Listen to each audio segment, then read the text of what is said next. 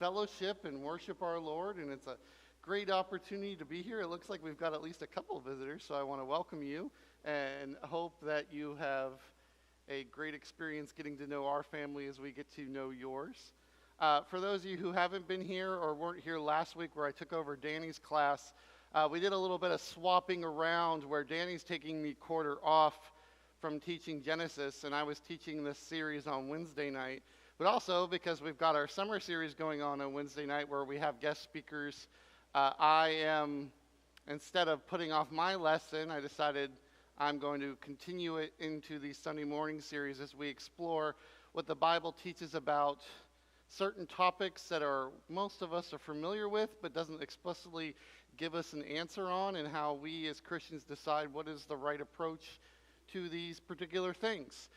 We've covered a number of topics, so if you're interested in that, I encourage you to go to our YouTube and watch those, such as life, abortion, death, what happens after death, marriage, children, divorce, remarriage, homosexuality. I even covered alcohol, but it's not on this list.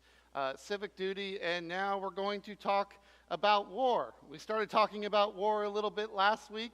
Some of you have been to war. Some of you have family that have been to war. Some of you are served in the military where it's a possibility that you might go to war. I think, how many of you have someone in your family that has served or is currently serving or been overseas in that capacity?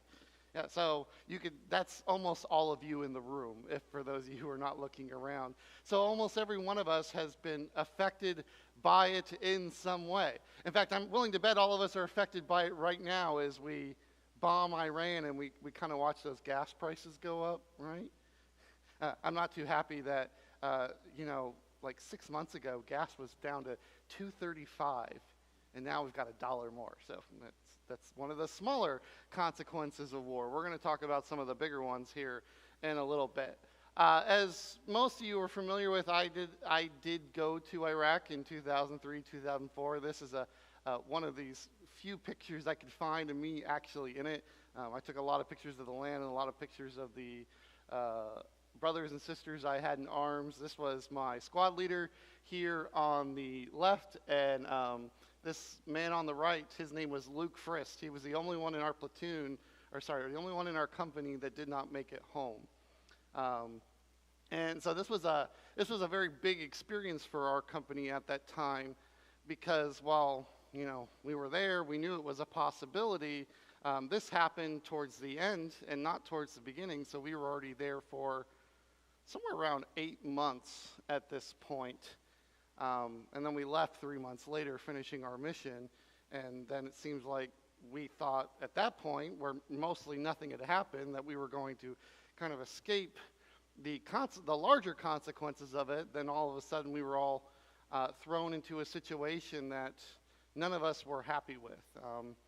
It created a lot of sadness. It created a lot of regret. It created a lot of anger. Especially as we even came home, there was like this dual thing happening where people were celebrating us and they were happy and they had a parade through the town, but then at the same time we were still honoring this death. So this is kind of what some of the things we see, and how do we deal with things like war? And I imagine it's the same way we deal with things like loss or grief or death. We might recognize it as a necessity for our country. Maybe that it might prevent worse actions, and I imagine that's one of the reasons that we are in Iran right now, as we are worried, or at least that's the public statement, we are worried about the backlash of them developing nuclear weapons. But we don't really think about that as individuals. We more think about that as it relates to us and then feeling those consequences. For the most part, I would say there's a lot of faith in our military. Most Americans are very, very supportive of the military and what it represents. Most people in the military claim to have a Christian background. This was a survey done a few years ago. And even though these numbers aren't as high as they have been in the past, they all used to be in the 90s, that it is still considered to be one of the most positive institutions that we have in our country, next to the nursing profession and the firefighter profession. So those are right there, right at the top. Military is right there with them. People in the military, as you can see at our work at Fort Jackson, do worry about the future. They worry about their place in it. As we spend our once a month, we're going there next week, right? Yes? Yeah. We go there once a month. It's always the third Sunday of the month, where we trade that off with other churches in the area. That's one of the places where we seem to have the most amount of baptisms. Last week we had 8 baptisms. Not last week. Last month we had 8 baptisms. I think we've had, do you know what the actual number is, Woodrow, for the last year? It seems like for the last year it's probably somewhere between 50 and 75, right? And how many do you think that we as a church have had in the last year? Maybe 2 or 3? And that seems to be the average for most churches. So why do you think that they are seeing a lot more success than we as individual churches are? It's not the message is the same. The same people are preaching the message there that they were preaching here. It's just that they are getting this look at the future that a lot of us aren't necessarily looking at. We all know we're going to die, right? Right. Is there anybody in this room that doesn't know that that's not going to happen? As long as sin reigns in this world, so will death. But most of us see death as a very far and distant future, where people in the military do tend to see it much closer. Then we add the issue of, okay, maybe death may not be a future for me, but in the military we also recognize it might be something that I have to cause. Am I the kind of person that is going to be able to kill a person if it came down to it? That's always a possibility in life. Self-defense is something that people have had to deal with for as long as man has been walking on this earth. But the military kind of takes that up a notch, because you know the one thing that they teach you, they teach you 2 things in the military. Number 1, how to do your job in the military. Number 2, how to be a soldier in the military. And at least in the Army, half of that is learned how to fire your weapon. I spent so many weeks staring down the barrel of a rifle at endless targets. In fact, one of the things that I even had to do at the end was I had to crawl through barbed wire while they shot bullets above my head. So they teach you how to be a soldier, and part of being a soldier means that you might have to kill. How do we view that as being a person who goes to war?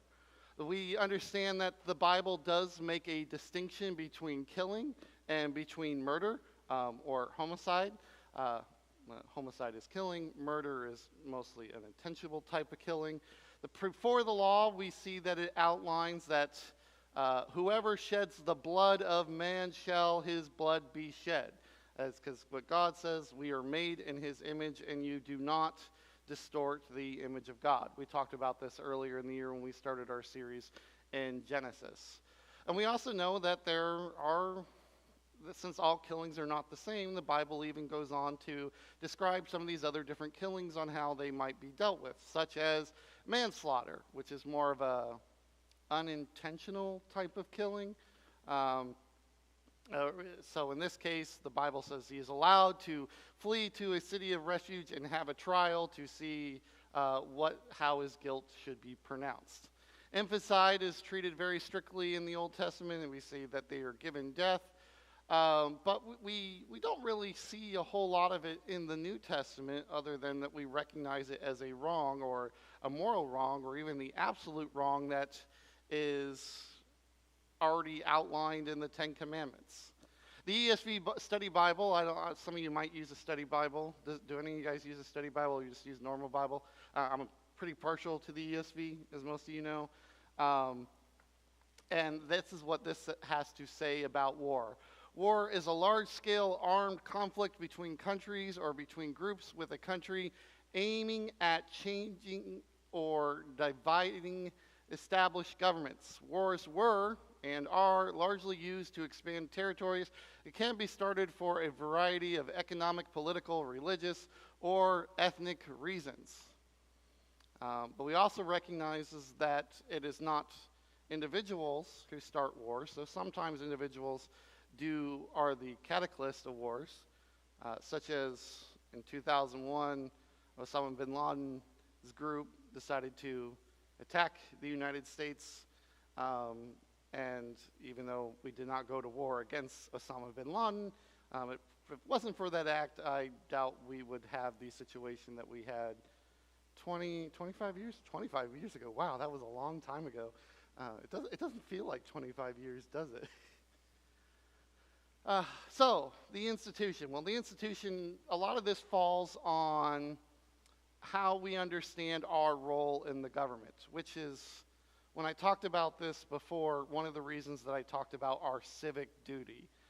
As men, specifically when you are 18-year-old men, you have an obligation to sign up for the selective service. So there's always a possibility that you could be called to war. What is it, 18 to 25? Is that the age range? Or is it longer than that? I don't know. I know I'm not in it anymore. Where Paul writes in Romans chapter 13, verses 1 through 2, let every person be subject to the governing authorities, for there is no authority except from God, and those that exist have been instituted by God. Therefore, whoever resists the authorities resists what God has appointed, and those who resist will incur judgment. The idea here being that God has established all civic governments for the good of all people, and that these governments are appointed divinely. We see sometimes in the Bible that even some old, evil governments are appointed, and subjectively good governments are appointed, but it is still God who is sovereign over both. Going all the way back to the book of Judges, in the time of Gideon, what does Israel want? Israel wants a king, right? You guys remember this? Why does Israel want a king? Everybody else has one. We as parents kind of learn something. If everybody else wanted to do something, would you do that too? Jump off a bridge, would you want to do that too? No, so everybody else has a king, and we want to be like the other nations. What was the problem with that?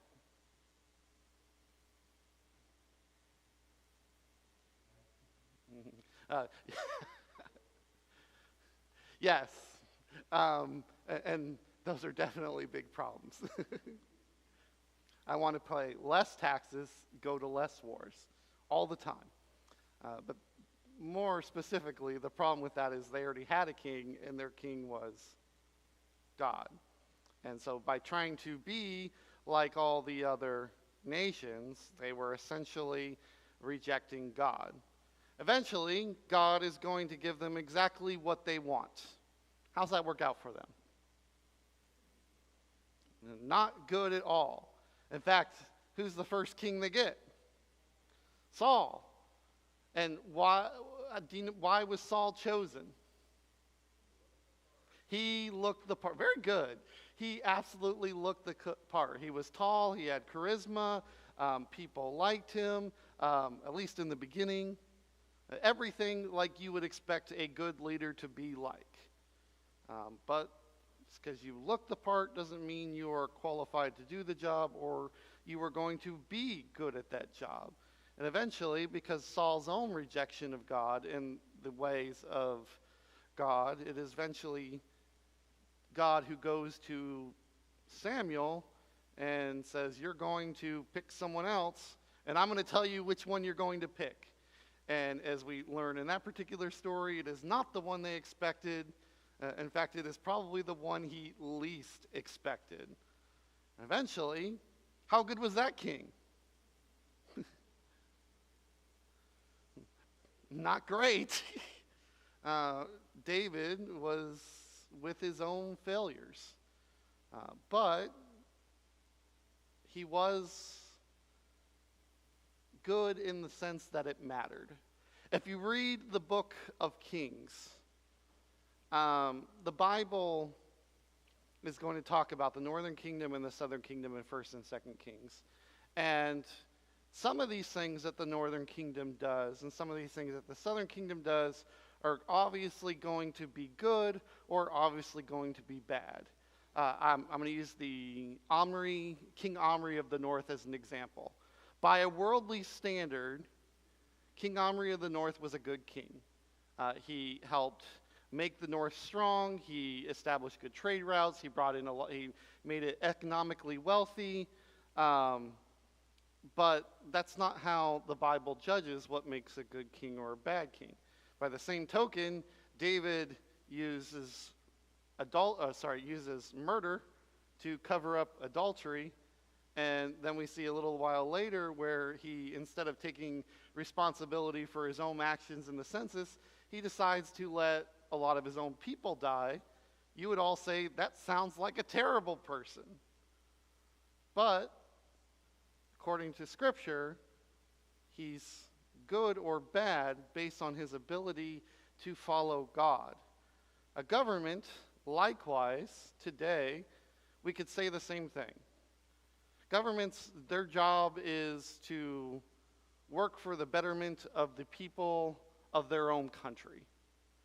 And so some of us think that's good, some of us think it's bad. We have leaders we like, we have leaders we hate, often based on our political preferences.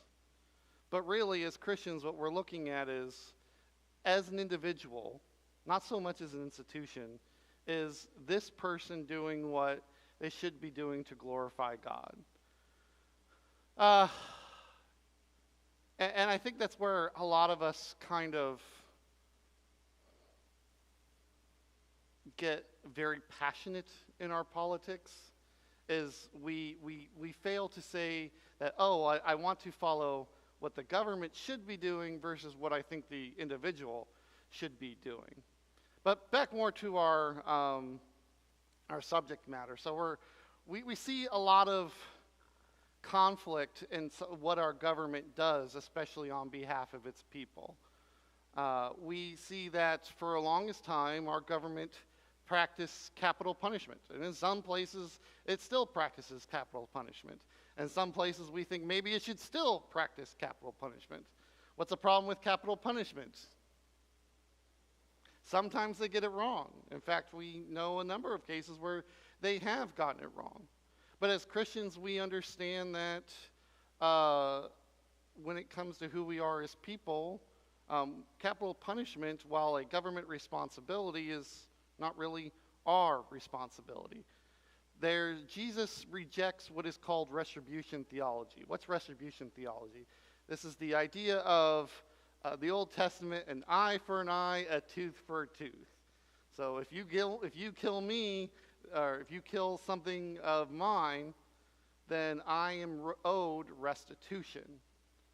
But Jesus in Matthew chapter 5 says, "But I say to you, do not resist the one who is evil, but if anyone slaps you on the right cheek, turn to him the other also." Has anybody ever actually done that? Has everyone actually been hit and said, okay, well, here's the other side? I know of no single person in the history of mankind that actually did something like this. I'm sure you can be like, well, what about this person? I'm like, okay, well, I didn't think about that person. But how many of you would actually be willing to do this? As someone having issue with you, struck against you, would you be willing to sit there and take it? Probably not. But what is Jesus actually trying to achieve by saying something like this?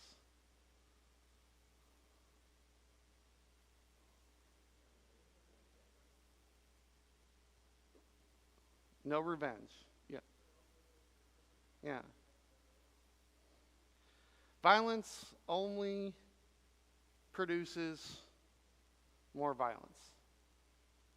I don't think this is necessarily Jesus saying that you should let yourself get beat up. I think this is more along the lines of that if you're going to engage in this type of behavior, then it's only going to make everything worse. The problem with retribution theology is an eye for an eye might be your legal right under the law, but an eye for an eye leaves a lot of people blind. And Jesus had something else to say about the blind leading the blind, right? Well, what's probably going to happen if the blind are leading the blind? They're going to fall into a pit, right? So we have conflict with one another. And it's inevitable that we're going to have conflict with one another. I'm willing to bet that some of you even have conflict with other people here at this church. And if that's the case, you have a responsibility to deal with that conflict in a Christian manner. But who we are as a people says that we don't do it with violence, but we do it with love. We do it with compassion. We do it with truth. Sometimes, more often than not, we do it with other people. Because a good third party often helps keep things civil. We already kind of talked about abortion, so I'm going to kind of move past this one. But we can see some of the conflict there as well. There is this cosmic battle that the Bible talks about in... I'm trying to think of the word for this. I want to say apocryphal language. Like mythical language almost. What? Apocalyptic? Yeah, that's a good word for it. Of good and evil, where you have God at one end of the battle and Satan at the other, and then everything else gets kind of caught in its wake. And first off, that's kind of a wrong way to look at it. And that's not even how Revelation paints it. Revelation paints the war between good and evil is not going to be fought between God and Satan. It's going to be fought between God's angels and Satan, because that's a war God is always going to win. In fact, God's going to win it anyway. But we do get the idea is that there is this good versus evil going on here because of a lot of what's going on in the other realms, the heavenly realm and the deathly one. But most of this is going to be taking place in a battle that is looking to win hearts. Which is why I think this capital punishment idea, is really, really important. Christians are called to be peacemakers. We're not called to war, we're called to be peacemakers. As Daniel says in chapter 2, verse 21, he changes times and seasons, he removes kings and sets up kings, he gives wisdom to the wise and knowledge to those who have understanding. Because of the evil that exists in this world, we're not looking for the wisdom of this world. We're not looking to follow the ways of this world. We're looking to be people that can advance God's kingdom. We're looking to be people of peace. A lot of Christians who go to war or will join the military will ask themselves, am I the kind of person that could take another life if mine is being demanded of me? How many of you ever asked yourself that question? Nobody? I'm the only one? Oh, you have? Okay, good. Larry? Do you guys know the answer to that question? Maybe you guys didn't ask that question because you already know the answer to the question. Do you guys know the answer to that question if you ever had to ask yourself that? Yes. I know the answer to that question because I was in a situation where I had to answer that question. It wasn't what I thought it was going to be.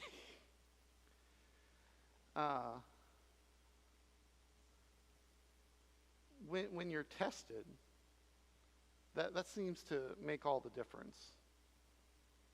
And while I don't really look at life as a test, I know that there are opportunities in life that means you will be tested. And sometimes we don't really like the results of that. We Rachel and I have to take a test in 2 weeks. And this test has nothing to do with life or anything. It's over the football stuff we're doing. And in the grand scheme of things, the test absolutely does not matter. But what this test's purpose is to show where we will be ranked against the other officials in the state. And the higher ranking we have, the more opportunity we will get to go out there and be officials for the games that we're going to do. So in that way, it very much does matter. A lot of things that happen in this context are not going to matter to other parts, but they will reveal character. And that's very, very important when we figure out who we are as God's people. What does Scripture say about war? What does it teach us about war? Well, we know that there is a lot of war in the Bible. There's a lot of fighting. There's a lot of killing. We don't have to go very far in Scripture. We can find it at the beginning in Genesis chapter 15, I think, where we learn about the 5 nations going to war, where Abraham has to save Lot. I think that's one of the first instances in the Bible. And then once we start to get into Exodus, particularly the end of Exodus, after Israel escapes into the Promised Land, they are going to fight a lot of battles against the locals that are living in the wilderness area. And then they're going to fight even more battles to take over the land. And then they're going to elect that king, and that king is going to fight even more battles. Yes, Arona.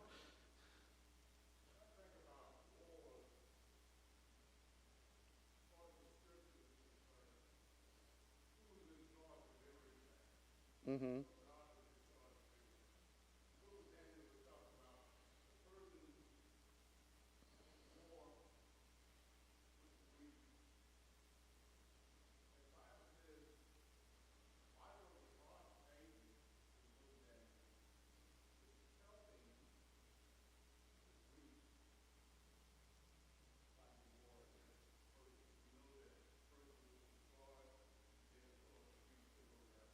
Sure.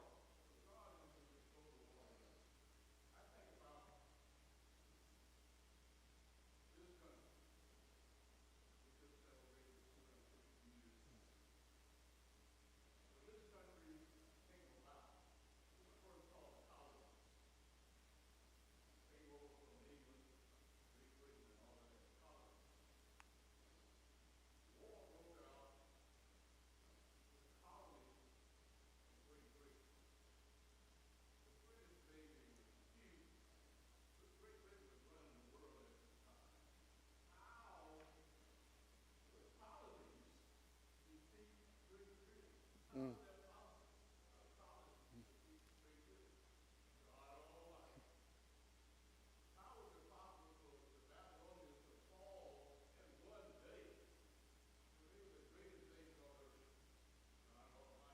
Mm-hmm.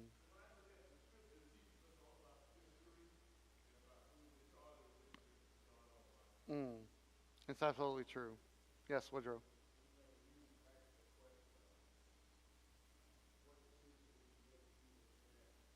Mm-hmm.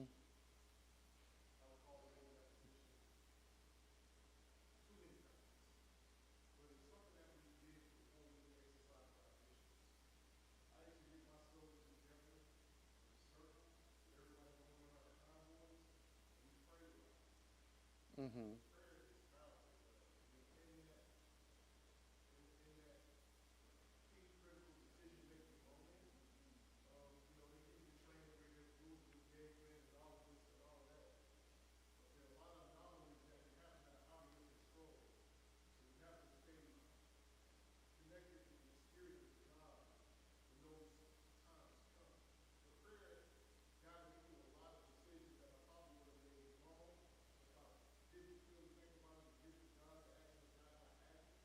Mm-hmm.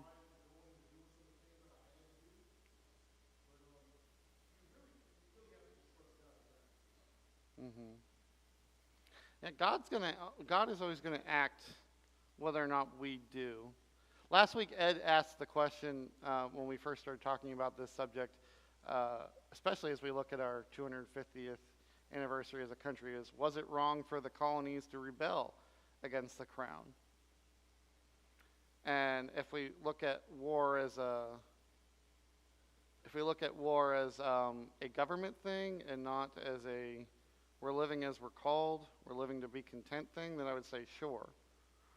But I also know that God allowed the only reason, there's a lot of reasons that came to the United States winning the war against the United Kingdom, but all those were because God allowed them to.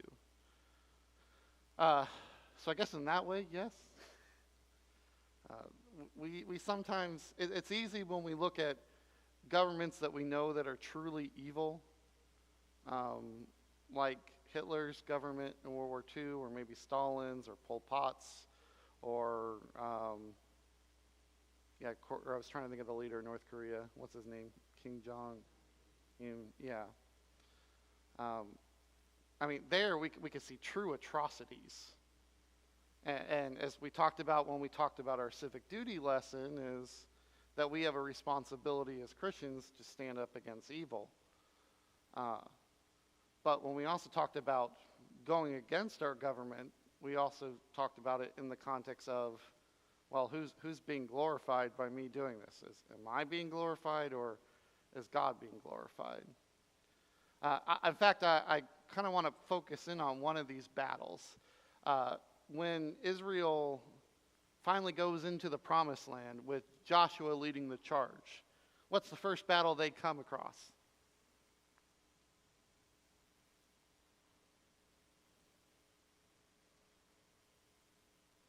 There you go. Jericho. Joshua fought the battle of Jericho, and the walls came tumbling down. You guys remember that story? Great. Now, that was a great victory for them.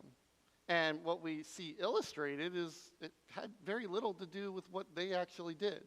Yeah, I'm sure once the walls came down, it was a whole lot easier for them to win that battle, because then you don't have to siege the city or try to lose people climbing over walls.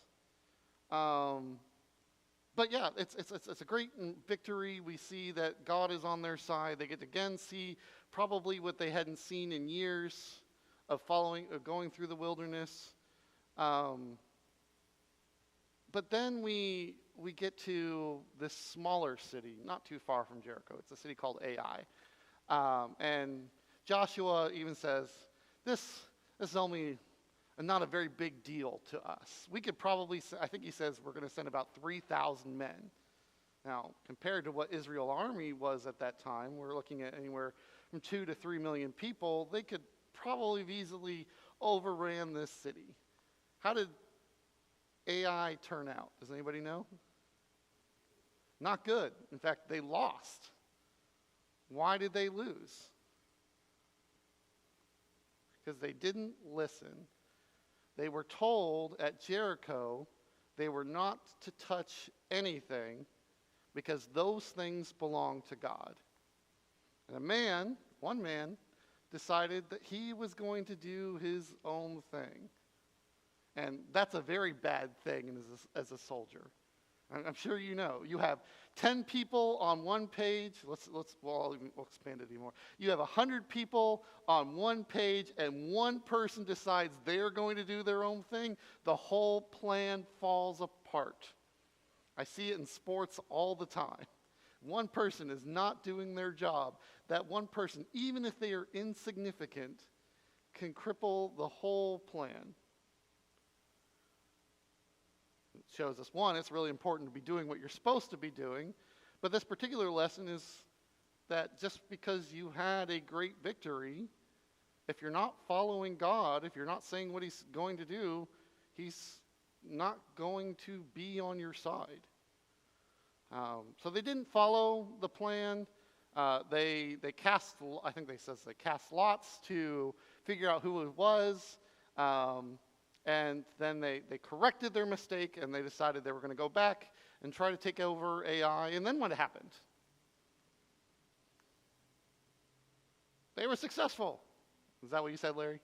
Yeah, okay, good. I didn't hear you very well. And they were successful because they followed God. They repented. They followed God. And that Ai was a good lesson for them. And it gets a good deal of mention in the Bible, especially in the book of Joshua. And so then we get to the end of Joshua. I preached about this all last year. Joshua decides it's time for him to be done. He's been doing it he's been doing the soldier thing for a while. He's ready to retire. He gathers all the nations together, Israel, and he says one very important thing. What does he say to them? He says, you can do whatever you want to do. That is your choice. But my choice and my household's choice, as for me and my household, we will serve the Lord. How many people got to go into the promised land? Millions of people. How many got to go in? 2. Which 2? Joshua and Caleb. Why only those 2? How do we know that they're obedient? What specifically made them obedient? Because they knew they could do it. They trusted with God on their side, they can do it. Moses sends the 10 spies into Israel to scout the land. Sorry, not 10, 12 spies into Israel to scout the land. 10 say, we can't do it. These people are like giants. Joshua and Caleb, no, we could do this. God is on our side. We serve the Lord. Saul. Why did Saul lose some of his battles? Why did Saul lose in the end? Stopped trusting God. David. David was successful because he did trust God. Why did why did the northern kingdom lose to Assyria? It's not a secret.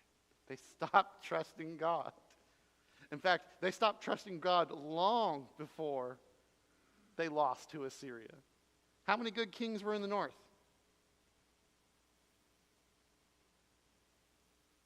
Does anybody know? 0. There's not a single good king in the north. How many were in the south? Well, that one's a little bit harder. 5 or 6? Maybe as high as 8. Depends on how you judge that. We get a little slightly different ordering in Chronicles, because Chronicles is using a different order than Kings. Or, sorry, not different order, different criteria. But eventually, God takes both kingdoms into exile for the exact same reason. Which is what? Their unfaithfulness. 70 years after that, God fixes that by giving them I don't want to say second chance, because I think at this point we're long past second chances. They're probably on like their 500th, or their 7 times 70, what is that? 490th? 490th chance, and they're still getting another one. He brings them home, but their troubles don't end. We see that they still continue to fight to war against the people that are now in charge of them. We get the Maccabean revolt around 600 BC. Maccabean revolt leads to what? Leads to Hanukkah. We get the Roman revolt in 66 AD. What does that lead to? It leads to the destruction of Jerusalem and also the destruction of the temple. Now, it seems like we're always still warring with these people. The Jews are constantly still at war. That's what I wanted to say. What does Scripture teach us about it?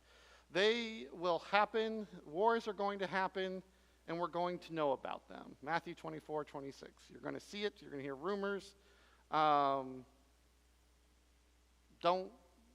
worry about it. It's part of what it is. There's a time for them, but there's also a time for peace.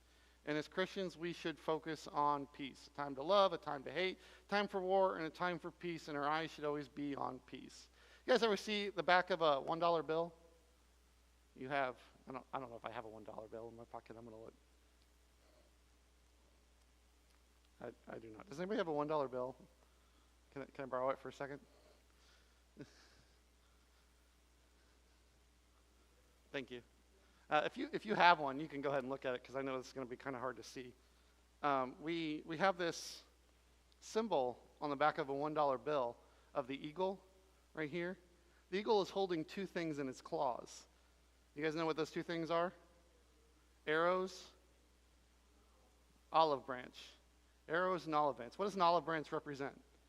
Peace. Where's the eagle looking? He's always looking towards peace.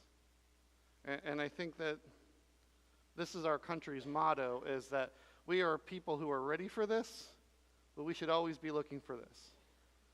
And even more as Christians, I would say we should always be here, not even necessarily holding the arrow.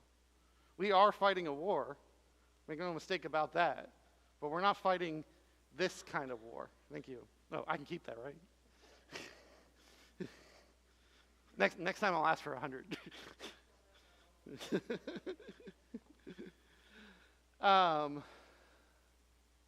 But when these things came up, we as individuals should consider them carefully.